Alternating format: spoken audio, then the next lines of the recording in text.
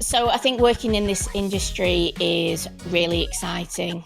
I really recommend that you don't complicate things, all right? Just try and have fun, be consistent in what you do, and just think about your learners. Put yourself in their shoes and think about how would you like to learn the content.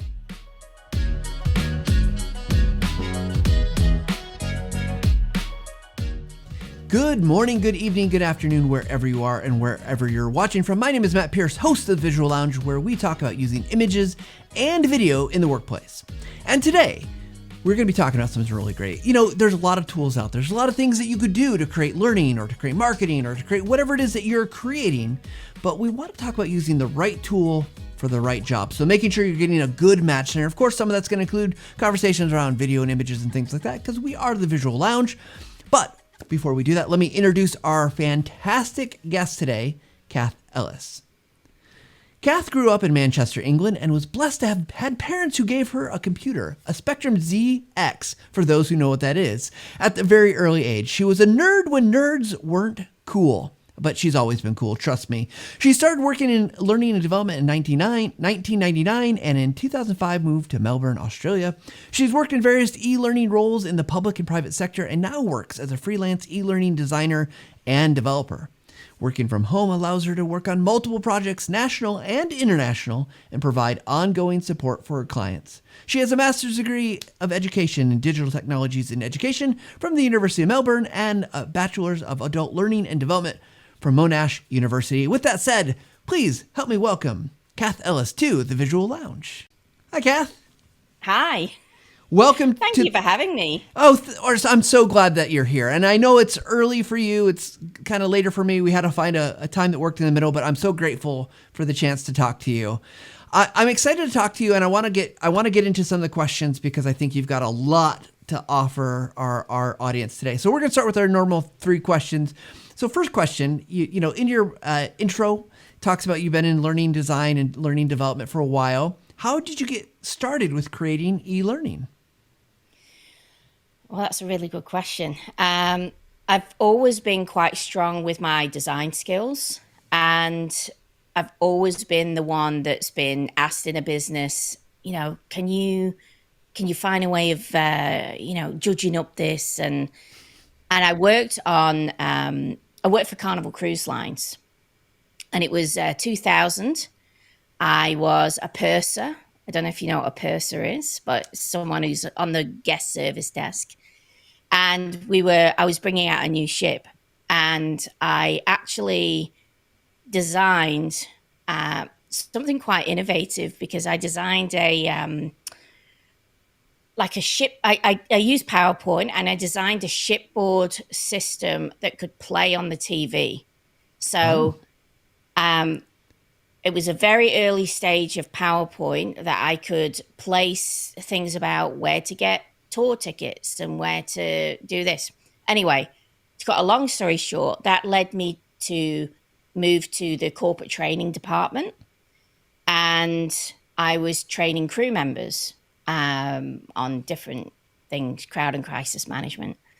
And it's just led on from there. So I actually started doing absolute e-learning from the time I came to Australia. So I was on Carnival Cruise Lines, came to Australia, and really that was it. I just said, hey, I'm a nerd. I love tech. I'm good at design. And it just ended up that very quickly I landed into doing e-learning. So bit of a long story, but there you go. No, I love that the early stage of PowerPoint in 2000, it was probably I remember 2003, 2004, it could do a lot, but I mean, that's how cool that you could make that transition from somebody who's doing stuff for onboard, kind of more of almost a marketing kind of approach to turn that into training. That's awesome. Yeah, so I was kind of doing, we were selling tour tickets and we were providing information, basically. It was the information desk. So I provided this mock-up to them, and I said, hey, could we play this through the TV system? So anyway, I mean, I look at kind of now when I go on a cruise and I look at that and I go, you know. So this is kind of my mindset at a very early stage, when people weren't really thinking this way. So it's fun to kind of and that's it. It's just being creative and thinking, what would I want? I don't want to have to go and line up at an information desk. I want to sit and look at it on the TV. So that was, my That's mindset. awesome. So our next question goes along with this. When you think about e-learning and creating content that is successful for helping people to learn, to understand, to gain knowledge, how would you define success? What does success generally look like for you? For the learner, Yeah. Let's go with the learner, or you could go with if you want to take a different direction. I'm curious. well, I'll tell you what. I think whenever I have someone talk to me about e-learning, or they're saying, "Cath, can you give me some coaching?" Or, I'm new instructional designer. I always say the same thing because I struggle with coming through school, and I always say I really just take on this common sense approach, right? Put yourself in the learner's shoes. I've had to work in agencies, write storyboards and different stuff, and I've gone, this is just horrible. Why are we even including this? So it's really thinking about the learner, and it's very much taking a common sense approach to things. That's what I would say. I love that, right? Because especially depending on your audience, common sense is going to be very valuable versus sometimes we do stuff too, I call it hoity-toity, too education. It's like too learning centric. We're like, oh, you're going to academic, right? And it doesn't need to be that. We want them to be able to do something or act. So I love that. Yeah. And I think that just considering those adult learning principles and think about these people have had a life, even if they're just starting the workforce at 18, they're clued up. They've been out in the world for a long time. For God's sake, don't patronize people. I really, I say to a client, does this really need to be here?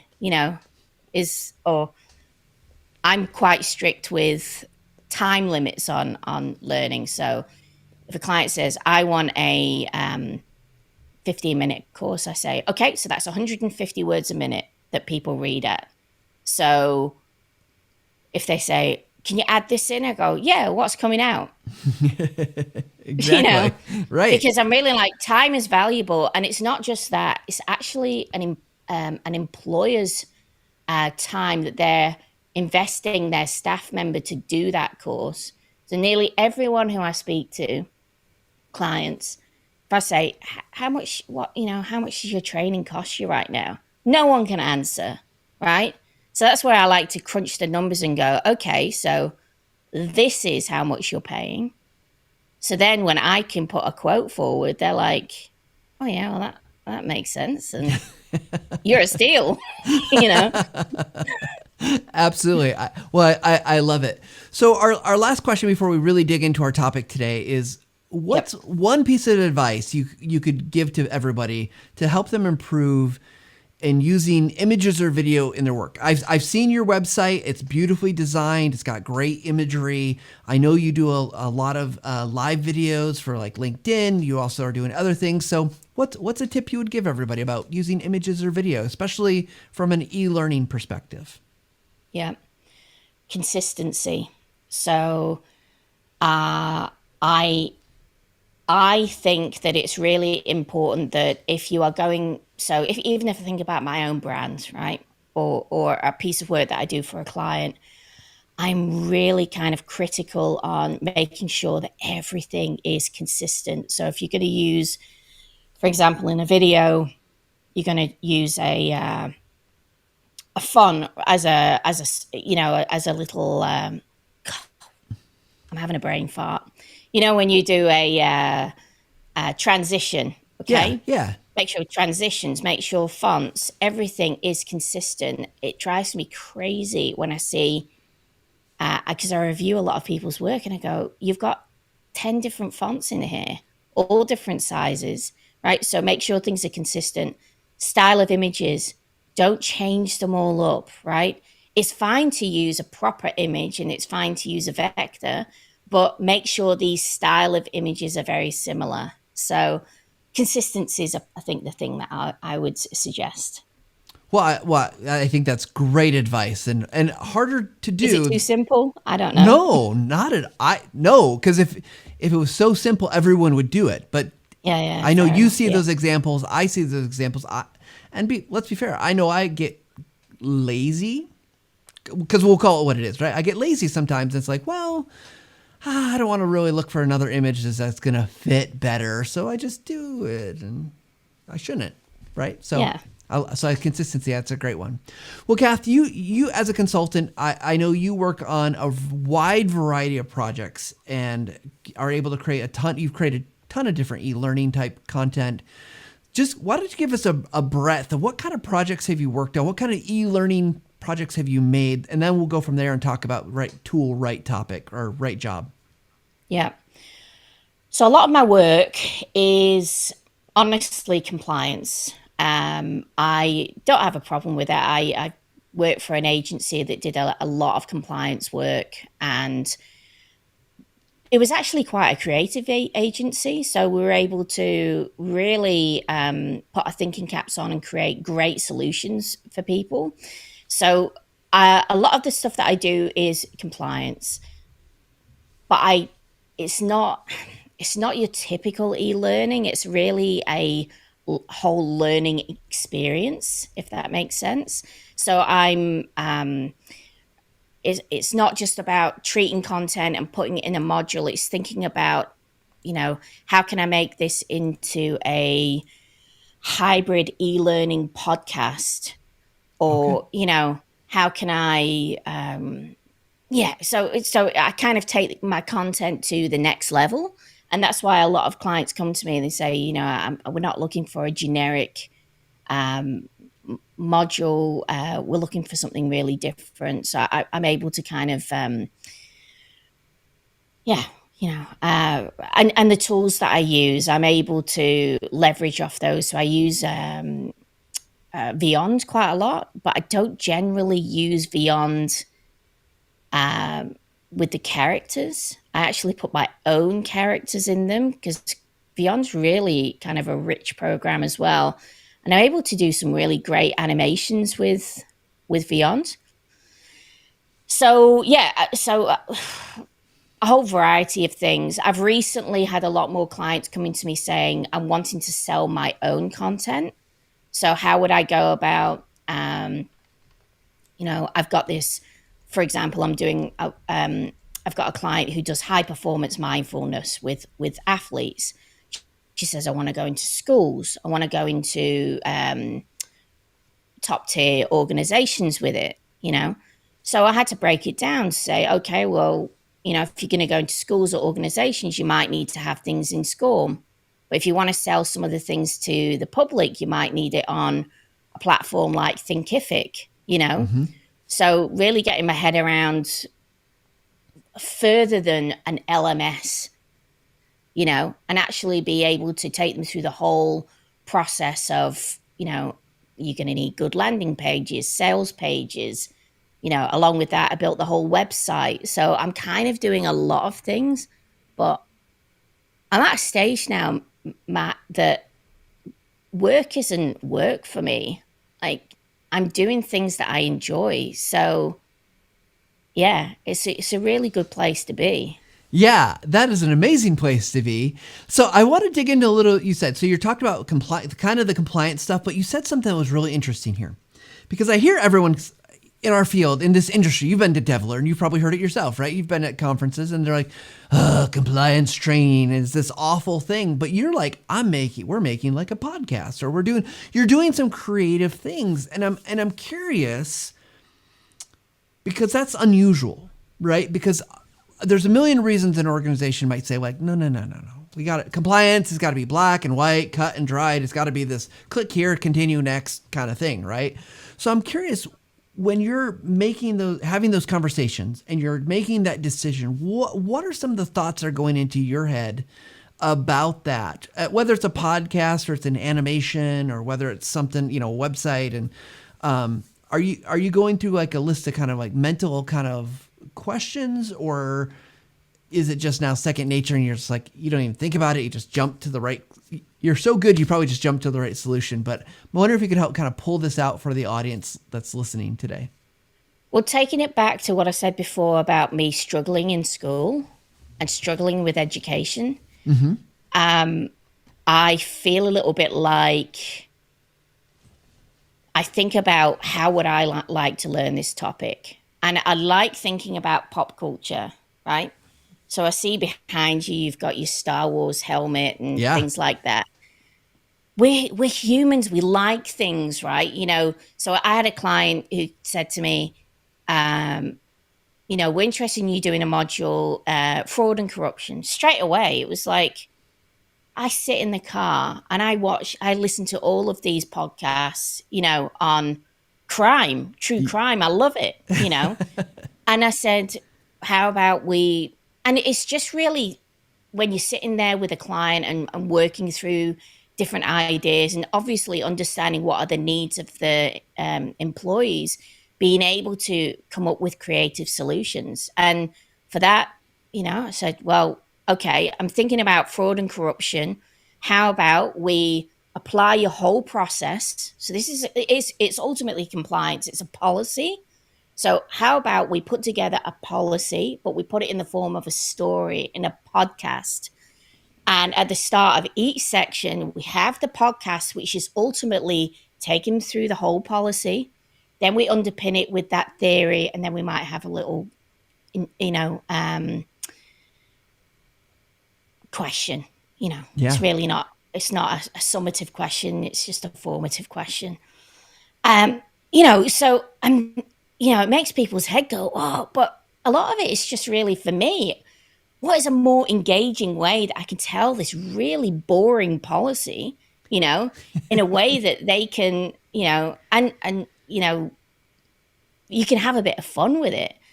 And when you get that feedback, so I always push for clients to allow me to do an evaluation. And when you get that feedback going, loved it.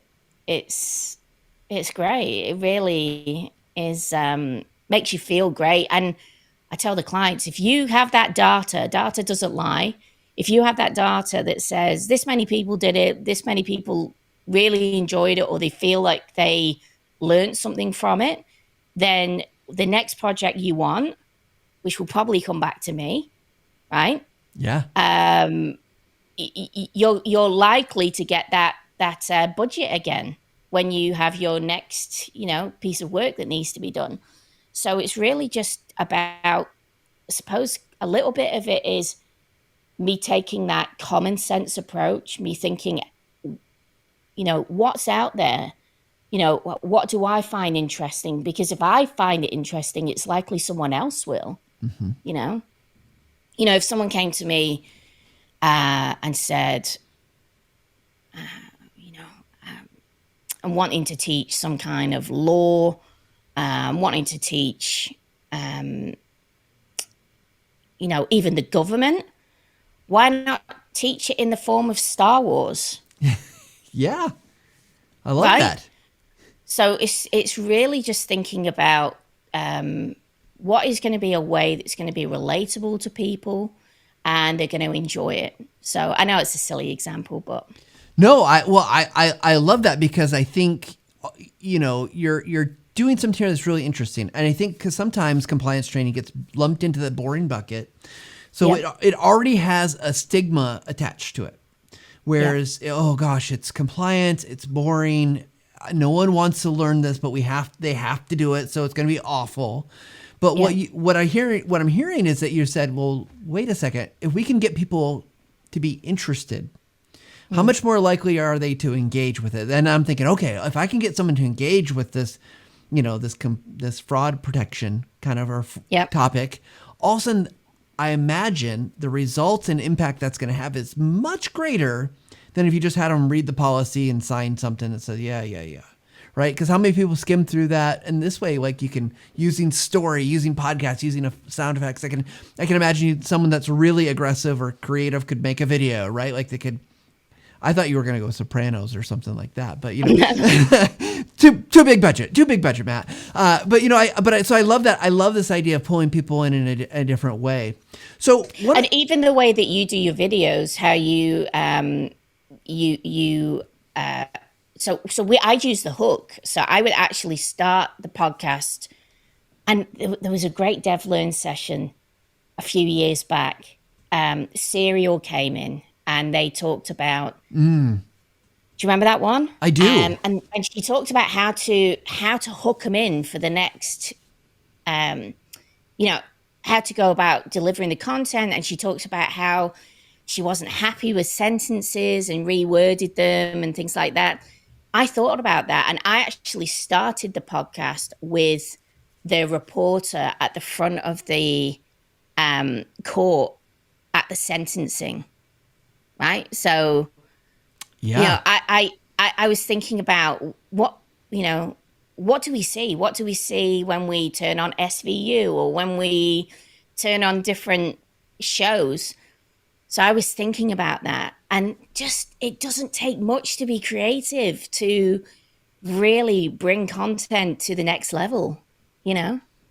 Well, and I think the You can other see I'm passionate about this. no, I love this, and I love the idea of like finding what those mediums in particular, like podcasting, what videos, what images, what interactive e-learning, what all these, like, where do they fit well? Like, what do they do well in podcasting with especially, and there's lots of different types of podcasts, but like the fact that you've tied like serial crime podcasting, which my wife is a huge, like, she loves that. She loves listening to those.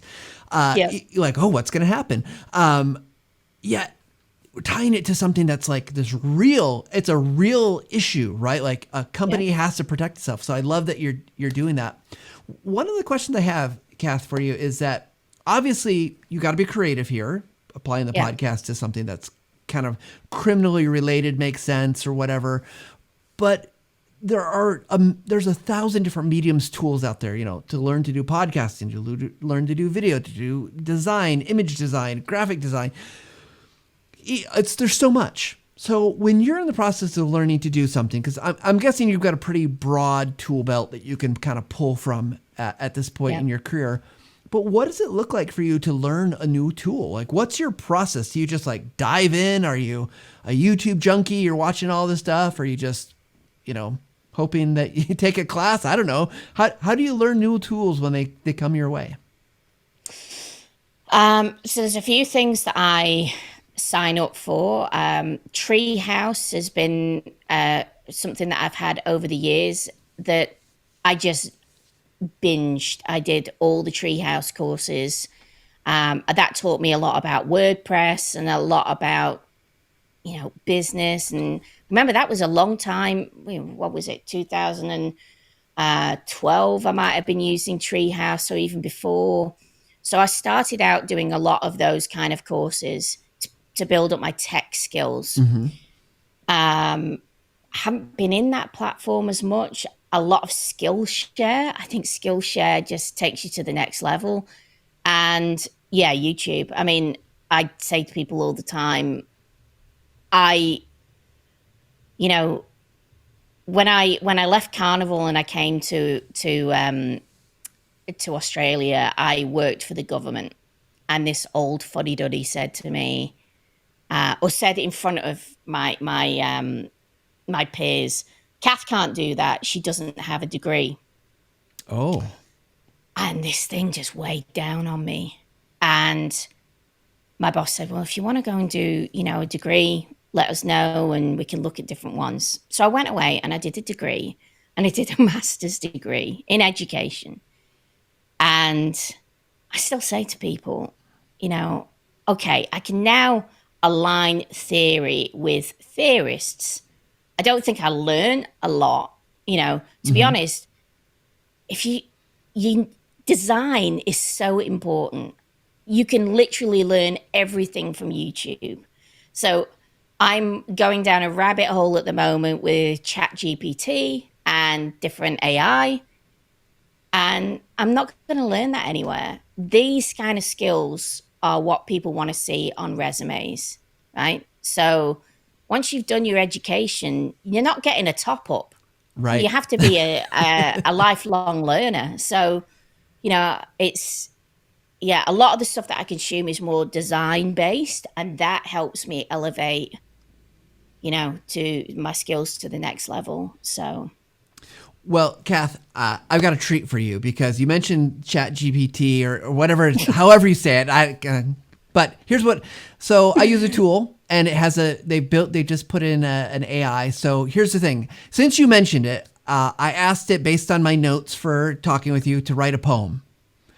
okay. Would you like to hear how the Chat AI did this poem? It's pretty good. So I asked it write a poem about Cath Ellis. So it says, a poem for Cath Ellis, an inspiring success. She grew up with a ZX, not a fan of duress. Her parents gave her a gift, a computer of sorts, which shaped her career as tech was her forte. It's a little rough. She moved to Melbourne, her work spanning the globe, from learning and development to freelancing on the go. A master's degree in digital technologies in education from Monash University, a bachelor's of adult learning and development. She works with clients from near and far, creating e-learning projects no matter how bizarre. I don't know where it picked up bizarre, but that's weird.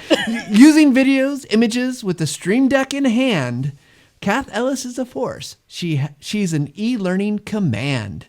A master of her craft and inspiration to all. She'll help you create amazing content, no matter how small. The future of e-learning, she has a vision clear. Cath Ellis will make sure it's a success this coming year. Amazing. So it's amazing, right? But obviously, the future of the world with AI is a place where it's a tool. Yeah. And it's I love that you're on about going and learning that and figuring out how it fits into your work and what you can do with it. So I think that's I love the advice that you're saying is like you can have the degree, but you got to stay on top of all these things that you're doing. So everyone who's freaking out about even AI, you still need the creative. You need to be able to create the prompt, right? So there still has to be there's still a creative element to it. So for you to get something good, you need to really, it's not going to take over the world. It's not going to replace our jobs. Don't worry. There's still going to be a need for what we do, but it certainly allows us to. It gives us something. It gives us ideas. Gives us frameworks to work with, and I think it's exciting times. Even Midjourney. I'm playing around with Midjourney at the moment, and it's great. Have you been playing around with any of that stuff? A little bit. AI. Notion has an AI. I've played with It does. the Chat GT or GPT. I've GPT. tried see some of the graphic design stuff. That's been a lot of fun. Just kind of see how it distorts humanity. Yeah. So yeah. Well, for example, I was looking to see could I create in Midjourney background images. So we sometimes need a pattern or a background image, and you sometimes don't always get great ones, or they look very stock. So yeah, you can. Again, with the right prompts, you can create really great stuff. Yeah, absolutely. And again, it's finding the right tool to do the job that needs to be done and having the right inputs. Well, I want to shift gears here a little bit because I want to talk about video since it is the Visual Lounge. I'm curious. You mentioned using animation. Is there other things you typically find yourself going to for video in your work? So when I'm getting on calls with clients, because that's really important, Ecamm Live is a program that I use. So I use that as my virtual camera, and that allows me to, for example, It's what we're doing right now, right? It's what we're doing right now. It's what we're doing right now. So allows me to refine my camera, I can present through it. I can really give that wow factor. So I want to look the very best that I can with videos. I do a lot of things in um, obviously Camtasia is a product that I'm learning. I've I'm not the best at Camtasia, but it is so powerful. Um, but Keynote is something that you can develop really great, you know, tools. So when I do my live stream, nearly everything is built in Keynote. Yeah. Um, if I want to do a stinger or want to bring in my lower third, so powerful. So people are going to go, wait, what? How do you do that? But yeah, so there's tools that are right there that we have at our fingertips that um, are really powerful. But I think every day Ecamm Live is something that is there. It's open, probably a bit like you, Matt. I know my audio is sounding good and everything. So For sure. Well, mine is a combination of Ecamm and Camtasia, right? that's right. We'll record this. The first thing I'll do is I'll take it to Camtasia so I can trim and cut and do kind of the post production work for it. I'm curious because you said you're learning Camtasia, and obviously it's a tool to learn. Yeah. But thinking generally from what you see, what do you think the biggest barrier to video and learning using video, whether it's Camtasia or some other tool, what do you think that barriers are currently for kind of most people? Yeah, I think people struggle. So my goal with using Ecamm is to try and do a one shot. I want to be able to do one take. I don't want to have to edit anything Yeah. because I'm not very good at the whole editing thing. Um, so I think that's what I would say that people maybe struggle with. They might struggle a little bit with, like, I love the automation in Ecamm that I can play my intro, Mm-hmm. um, that I can automate the next slide to show my lower third. It just does it really, really well. And I use a Stream Deck to kind of be my switcher. We're getting a bit nerdy now. No, Um, literally, we've talked about the Stream Deck on the show multiple times, and that's what I'm literally doing right now is controlling, the show. Every time we switch to your camera to my camera, we're like, that's what you do. So, but yeah, I love what you're saying, Cath, because I think this is true that for most people, and this was true about me a while back. If you go back in history, this was true about me. Is that editing? It takes time. It can be intimidating because it takes time, and it can be intimidating because it's like, oh, how do I fit the things together in a way that looks good? Because yeah, it's like a lot of tools where you're not taught. No one said in our primary education, like, well, now let's go do video editing and let's really learn these things and the metaphors and how these things fit together. And how to be consistent in your video is slightly different than being consistent in your writing or your graphic design. It's thread through it, right? But yeah. so I think you're spot on that the editing is an intimidating, hard thing to get into. But I'm the perfectionist.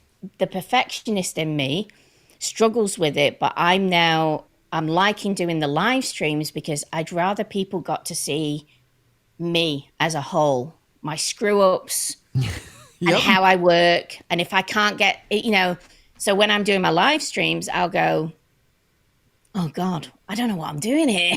And I'll jump on Google and I just think, well, they're just seeing my workflow. I'm not, if they're sat at this point still watching the video, they're obviously interested. Let them just see my workflow, how I go about learning things. Yeah. How many times over the years have you had someone come and say to you, Matt, how do you do this? And I open up a tab and I'll put that very question into Google and I'll go there. Right. So Yeah, absolutely. All the time, right? Like I don't remember, I can't, I'd never done that thing before. I mean, we'll give a little insight. We'll call insider for those who are Americans watching inside baseball. Maybe it's for Australians, inside cricket, inside rugby for the UK crowd. We were struggling to get things to work today before we connected. And what did we do? We hopped on a Zoom call and we were Googling it with each other. Why won't this connect? So I do think you're absolutely right. Like, that's the benefit of this show. We do very little editing. We do a little bit, but we do it because it's easy. It gives us one take and then we're done. And people get to hear they know this is what they're going to get. If you've listened to the show, you get Matt warts and all. So Cath, I'm curious as we, I want to move to our speed round questions here soon, but I'm curious as you start thinking about, we're at the beginning of a new year, 2023. Obviously, there's a lot of technology that's still evolving, as we talked about with AI. There's a lot of, I think, other technologies and tools that are maturing in a way that are making them maybe more suitable or better positioned from a learning content standpoint. I think even podcasts have come a long way to be kind of fit and ready to do that, right? Versus, I've got a podcast and it's meant something different 10 years ago than it does maybe even today. So if we were to pull out our crystal balls and say, okay, let's look into the future of 2023. What do you think would be true about creating learning content this year that maybe hasn't been true from a right tool for the right job kind of scenario? Wow, that's quite a difficult question. Yeah, we're known for the hard-hitting reporting here on the Visual Lounge. I think that COVID, we most businesses are struggling right now. Mm-hmm. So they want more productivity out of their staff, but we've got bigger problems than ever, right? So I don't think this is very new, but I don't see enough of this, and I actually think that we should be seeing more content that is being built as not a one-time deal, right? So I'm seeing a lot of content that I go, my God, if I had to go back in there, I couldn't find anything, right? Mm-hmm. So try and make content that is just-in-time training. So it's basically like your knowledge center on that topic that so if for example, let's just take compliance or something like that, make sure that your content is the place that staff know that they can go back and get the information that they need on that topic.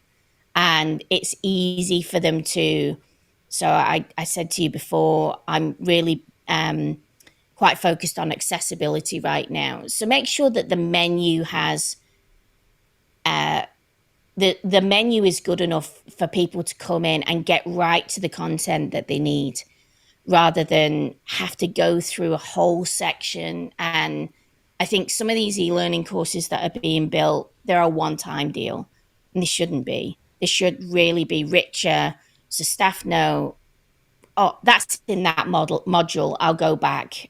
And even to just take things to a simple layer of, what do I need to do before I do it? How do I do it? And what do I need to do after I've done it? So really just think about what the person is going to need. So think about all the businesses that have closed down, Matt. And now people are reliant to do things on mobile phones or on laptops. They're now, So try and give people information at their fingertips. So I think I like it. That's not very good. No, I think it's great, because I think what you're saying is that while I'm going to interpret this for what I'm thinking, and you can tell me if I'm completely wrong. But I mean, we deliver so much training content, and the value of it is, while good in the moment, it doesn't have a continued life, and that continued life is going to add more value. And because I'm inundated with information, particularly beginning of 2023, there's so much information. I need to be able to go back and find that information, because honestly, frankly, I'm not remembering it. And so if I can go Yeah. back from it, I'm going to continue to get value from it. That means the value of the training is going to be worth more. The impact to the company is going to be greater. And the outcomes, hopefully, the results of that training, more powerful, more effective. Sound good? Yeah. Yeah. I mean, look, I think the fact is with things like compliance, if people could actually write law or policies in a way that people could understand, we wouldn't need to be doing e-learning modules, right? Right. But just give your staff knowledge centers that are really rich and written in a way that they can process the information easily. And I think that that's ultimately what we're doing. We're interpreting these policies, you know, Mm-hmm. which come from legislation that are just so convoluted, you know. So I look at that being a lot of the work that I'm doing, and obviously, you know, massaging it for an organization that's gonna, you know, that's having certain challenges at the time that they're reaching out to me, and how that's gonna make a shift with the staff. Yeah. Well, I love that. So, well, Cath, we're going to keep moving here and we're going to jump into our speedrun questions. I'm going to play a little stinger here in just a second. But for those who've not heard, the speedrun questions are quick questions with quick answers. So let's jump into those right now.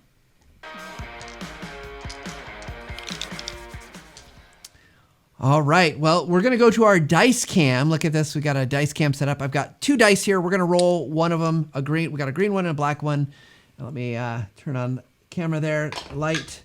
First question is, for those who can't tell, the line goes underneath. So that is a 9. I think my camera's upside down, but it's a 9. So question number 9, Cath. It's always trouble with cameras and mirroring.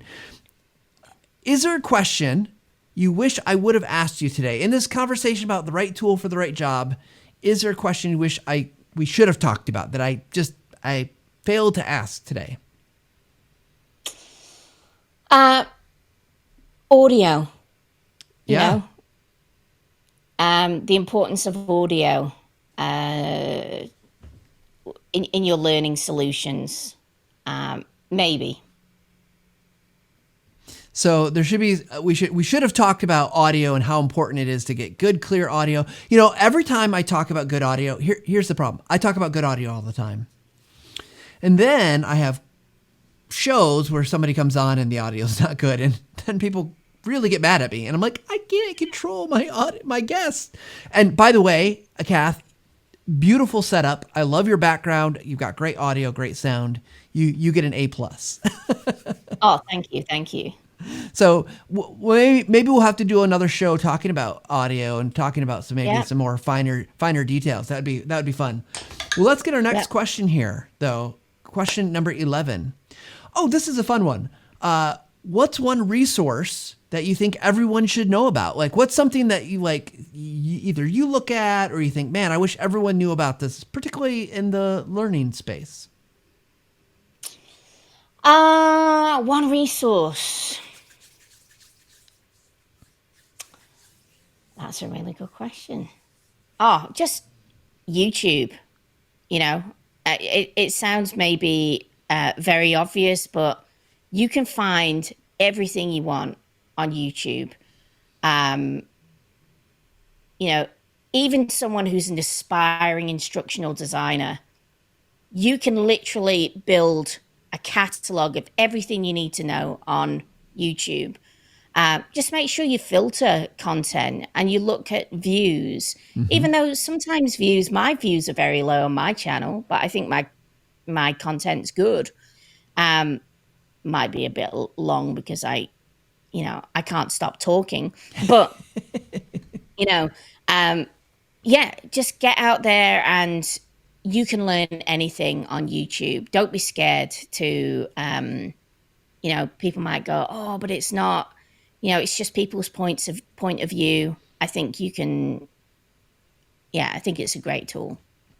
Yeah, I absolutely agree. I think there's so much. I know there's so much to learn. Like setting up this camera that I have here, I learned on YouTube. Learning about Yeah. lighting, I learned on YouTube. I've learned so much, and I would say one of the challenges is from a learning instructional design perspective. Just pay attention to what people are saying. Check that most of us, like I know Cath, I would say go listen to your stuff, but go look to see what else they're doing. Are they speaking at events? Are they credible? Like they're, just like everything else, there's people out there who will tell you whatever. But there's some really great people on YouTube from the industry that are well worth listening to and have been on the show. So, and not all, some of them. We're still working on it. We'll get them there yet.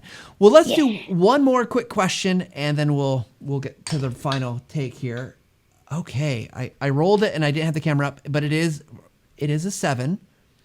Okay, Cath. Right. Here we go. If you had to shift careers, I know you said I know you love what you're doing. It doesn't feel like work even sometimes. But if you had to shift careers out of the world of like learning design, learning development, e-learning, what would you do? There's one thing. There's one thing that I would never say in public, right? So I'll give you the answer that people might be more. Do you know what? I'm a perfectionist, and I actually love. If I could do anything, I would go and I'd power wash things. I'm so like anal about stuff. No, I would probably, if I was going to do this again, I would probably focus more on user experience. Yeah. So I would have done that from the get-go, from when, go back 15 years and specialize in user experience, because I actually feel like those people are achieving so much more, and we are stuck with, for some reason, a client can put something out. They're wanting a user experience designer to help with a solution that I think is actually quite a similar solution as education. Mm-hmm. But they seem to not have the roadblocks that a lot of the time we deal with education. But I think that they're very similar in their alignment. So, yeah, I think that that's what I would have liked to maybe have focused on. But I'm doing it now. I'm basically doing it now. Yeah, for sure. Well, I love that answer, and user experience is a great one. I have a good friend who actually was in grad school doing our master's program in kind of instructional design. Then we worked together at TechSmith, and then he went on to be user experience, and now he's a software developer. So he just keeps upgrading what he does. It's pretty cool. Well, Cath, thank you so much for your time today and being willing to talk to me and share all these great insights and ideas. Before we get to our final take, if someone wanted to reach out to you and learn more about what you do, maybe connect with you as a potential for work or whatever reason they have, how could they best reach you? Just go to my website, cathellis.com. I'm also on LinkedIn. You can jump on YouTube. So I'm pretty much on most social media. Just look for the bald head. Bald head. Me and you, we've got the same kind of haircut. We do. Pretty good. It's a good look. It's a good look. It is a good look. No, just reach out on my website, and love to hear from you. And even if you just, want to chat about e-learning, I love this, so I'm happy to jump on a Zoom anytime and just talk about e-learning. So don't be shy. Just reach out. Awesome. Well, everyone go Cath's website. It's a wonderful website, by the way. Just very enjoyable. Love looking at your examples, your portfolio. Good stuff. So Cath, we like to end the show the same way kind of every time. If you'll give us now your 30-second to 1 minute, what's your final take about what we talked about today? So I think working in this industry is really exciting. I really recommend that you don't complicate things. All right. Just try and have fun, be consistent in what you do, and just think about your learners. Put yourself in their shoes and think about how would you like to learn the content. Sounds great. I love that advice, Cath. Thank you once again for being with us here in the Visual Lounge.